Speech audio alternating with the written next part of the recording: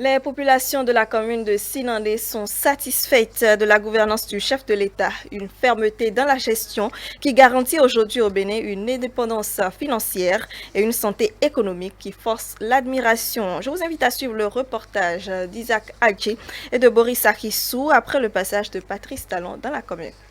Cette piste latéritique, tortueuse, rocailleuse et poussiéreuse, le père de la nation l'a bravée pour être en contact avec les populations de la commune de Sinandé. Tête couronnée, autorités religieuses et politico-administratives ont accueilli le chef de l'État dans la ferveur. Des jours après cette rencontre qui a permis à Patrice Talon de rendre compte de sa gestion, les souvenirs restent encore vivaces comme si c'était hier. Ce que nous pouvons retenir globalement, c'est son exhortation à aller au-delà de nos préoccupations à l'égard de la sauvegarde de la démocratie, la sauvegarde de la paix. Donc aller au-delà de tout ça pour aboutir à une trilogie qui devait également prendre en compte la bonne gouvernance.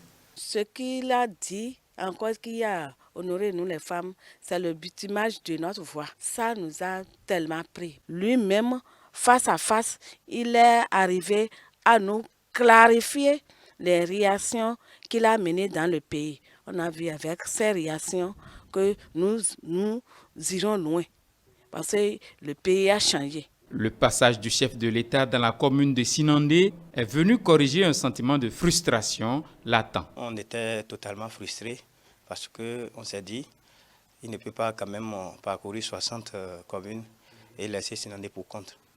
Mais dès qu'il a repris son planning et il a pris Sinandé en compte, on était tous fiers. Et dès même c'est-à-dire cette annonce, vous voyez, nous avons commencé par nous mobiliser pour la réussite. Et c'était vraiment, toute la commune était vraiment comblée, tout le conseil communal était vraiment comblé. Lors de la tournée du président de la République, la liste des doléances n'était pas exhaustive. Le passage de notre équipe est donc l'occasion à ne pas rater pour se faire entendre. Je voudrais vraiment remercier votre chaîne ETélé pour l'opportunité qu'elle nous offre aujourd'hui de compléter cette liste de doléances-là. Il y a la promotion des cadres de la commune de Sinandé. Ensuite, la prise en compte de Sinandé dans le projet de sédentarisation des éleveurs. C'est un projet gouvernemental qui est actuellement à sa phase pilote, mais notre commune n'est pas prise en compte dans ce projet. La construction d'une usine d'égrenage de coton à Sinandé.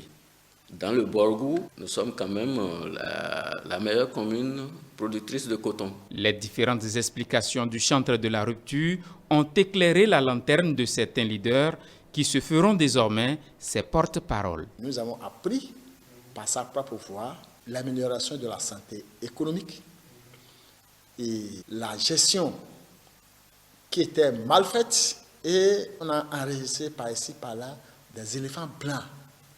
Et il a expliqué le système par lequel ces éléphants blancs-là sont souvent nés.